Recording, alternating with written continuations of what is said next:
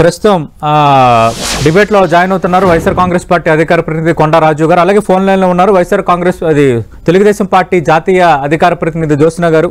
జ్యోత్స్న గారు good morning madam. Good morning Jyotsna గారు, నిన్న జీవీఎంసీ స్టాండింగ్ కమిటీ ఎన్నికల్లో 10కి 10 స్థానాలు మీరు గెలుచుకున్నారు. బట్ ఎమ్మెల్సీ ఎన్నికలు ఇది రిపీట్ కాదు, ఎమ్మెల్సీ ఎన్నికల్లో మా బలం వేరేగా ఉందని వైఎస్ఆర్ కాంగ్రెస్ పార్టీ అంటుంది. నిన్నటి Visakha GVMC greater Visakha municipal corporation standing committee ఎన్నికల విజయంపై మీ స్పందన ఏంటి? గుడ్ మార్నింగ్ సతీష్ గారు, మీకు ప్యానల్ లో ఉన్నటువంటి రాజీవ్ గారికి అలాగే అందరికి. ఇప్పుడు బేసికల్ గా మేము అక్కడ ఇమ్మడలేకపోతున్నాం వైఎస్ఆర్సీపీలో కూడా వైఎస్ఆర్సీపీ అనేది నిన్న వాళ్ళు చెప్పినటువంటి మాటే కొంతమంది. సో ఎనీవేస్ ఇప్పుడు రాజకీయంగా ఖచ్చితంగా మా పార్టీ రేపు పొద్దున కూటమిగా కూడా మేము పోటీ చేస్తాము ఎమ్మెల్సీ ఎన్నికల్లో.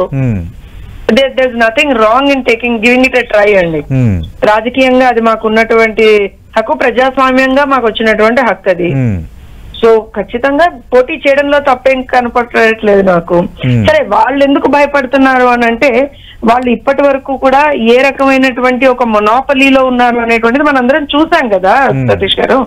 వాళ్ళ పార్టీలో ఉన్నటువంటి ఎమ్మెల్యేలు, ఎంపీలుగా ఉన్నటువంటి వ్యక్తులు కూడా బయటకు వచ్చి చాలా అంటే మొన్న కూడా మాజీ ఎమ్మెల్యేగా ఉన్నటువంటి ఆయన చాలా క్లియర్ గా మెన్షన్ చేశారు, అక్కడ ఉండాలి అంటే 2 క్వాలిఫికేషన్స్ అయితే ఐదర్ మనం ఏదన్నా ఒక తప్పు లైక్ ఎమ్మెల్సీ అనంత బాబు లాగా చేసి ఉండాలి, లేకపోతే పక్క పార్టీ వాళ్ళని ఖచ్చితంగా తిడుతూ ఉండాలి, బూతులు తిడుతూ ఉండాలి. ఆ క్వాలిఫికేషన్ కనుక లేకపోతే ఇమ్మడడం కష్టం. ప్రజలకు ఏదో మంచి చేద్దాం అనేటువంటి ఆలోచన ఉంటే మాత్రం ఏమీ నడవదండి ఇక్కడ. ఇవన్నీ నా మాటలు కాదు సతీష్ గారు, వాళ్ళ మాటలు. వాళ్ళ పార్టీలో ఉండి వాళ్ళ పార్టీలో ఉన్నటువంటి కొంతమంది వ్యక్తులు ఎప్పుడైతే లేదండి మా వల్ల కావట్లేదు, మేము బయటకు వచ్చేస్తాం, we cannot take all this అని అన్నటువంటి పరిస్థితి ఇది. సో ఇవాళ రోజున ఖచ్చితంగా వీఆర్ కంటెస్టింగ్. ఏం జరుగుతుందో చూద్దాం. పెద్ద అందులో అంటే మరి దానికి వీళ్ళు ఎందుకు భయపడుతున్నారో నాకు అర్థం కావట్లేదు. అంటే చల్లని ఓట్లను కూడా తొలగించకుండా ఓట్లు లెక్కించారు, ఇది వైఎస్ఆర్ కాంగ్రెస్ పార్టీ ఆరోపిస్తుంది. సతీష్ గారు, వైఎస్ఆర్ కాంగ్రెస్ పార్టీ అధికారంలో ఉన్నప్పుడు ఒకలాగా, అంటే వాళ్ళు గెలిచినప్పుడు ఒకలాగా, వాళ్ళు ఓడినప్పుడు ఒకలాగా ఉంటారనేది మీకు నాకే కాదు ప్రజలందరూ కూడా చూసారా లేదా? 2019లో ఎలా మాట్లాడారు ఎలక్షన్ల తర్వాత, ఇవాళ ఎలా మాట్లాడారు ఎలక్షన్ల తర్వాత, అన్ని మనం చూస్తూనే ఉన్నాం కదా.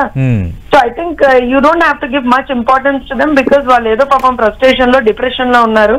మరీ ఎక్కువగా పాపం మీరు కూడా వాళ్ళని ఊరికే ఏంటండి వైఎస్ఆర్సీపీ వాళ్ళు ఇలా మాట్లాడుతున్నారు మీరు మమ్మల్ని అడగడం కూడా వేస్ట్ సతీష్ గారు. వాళ్ళు చాలా డిప్రెషన్ లో ఉన్నారు, చాలా ఫ్రస్ట్రేషన్ లో ఉన్నారు. Let them be like that.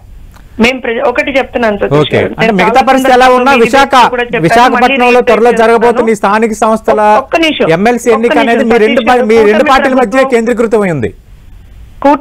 నేను ఒక మాట చెప్తున్నాను వినండి. మాకు ఒక్కటే ఎజెండాలో ఉందండి, ప్రజా అభివృద్ధి, రాష్ట్ర అభివృద్ధి, ప్రజా సంక్షేమం, అంతే. మాకు ఇంతకు మించినటువంటి ఎజెండా ఏమీ లేదు. సరే, రాజకీయంగా ప్రజాస్వామికంగా మాకు వచ్చినటువంటి హక్కు ద్వారా రైట్, ఏదైనా ఎన్నికలు వస్తే పోటీ చేస్తాం, ఏం జరుగుతుందో చూద్దాం. That is not of big importance to us. Definite గా రాష్ట్రాన్ని ఎలా అభివృద్ధి చేసుకోవాలి, రేపు పొద్దున్న ప్రజలకి ఏ విధంగా మంచి చేయాలి, ఈ వచ్చిన 50 రోజుల్లో ఎంత మంచి చేశామో మీరు చూసారు. ఎన్ని పథకాలను మేము అమలు చేస్తున్నామో, పేద ప్రజల కోసం ఏ లెవెల్ వరకు వెళ్లి పనులు చేస్తున్నాం అనేటువంటిది కూడా చూస్తున్నారు. పొద్దున్న 6 గంటలకే నెల మొదటి రోజు నుంచి పెన్షన్లు ఇచ్చేస్తున్నాము. ఎంత ఇబ్బందులు ఉన్నా సరే ప్రజలను ఆదుకుంటున్నాము. రేపు ఆగస్టు 15వ తారీఖు నుంచి ఏవైతే అన్న క్యాంటీన్లు కూడా స్టార్ట్ అయిపోతాయి, పేదోడికి పట్టడు అన్నం పెట్టేవి. సో మా అజెండా అనేది మీకు ఈ పార్టీకి అర్థమైపోవాలి, ప్రజలకు కూడా అర్థమైపోయింది. మేము వాళ్ళు చేసే ఫేక్ ప్రచారం, వాళ్ళు చేసే ఫేక్ ప్రచారాలు, వాళ్ళు మాట్లాడే అబద్ధపు మాటలు, బూటకపు మాటల మీద మేమే మాత్రం కూడా వెనకేదే లేదు. ప్రజల కోసం రాజకీయాల్లోకి వచ్చాం, ప్రజల కోసం పనిచేస్తున్నాం, ప్రజల కోసమే పనిచేస్తామండి. ఇలా మీరు ఎన్నికలు అంటారా, వస్తాయి, ఖచ్చితంగా పోటీ చేస్తాము. ఎవరైతే ప్రజలకి సేవ చేయాలి అని అనుకుంటారో వాళ్ళకి ఖచ్చితంగా కూడా కూటమి ప్రభుత్వం అండగా నిలబడు. రైట్. థ్యాంక్ యూ జ్యోత్స్న గారు. రైట్. కొండ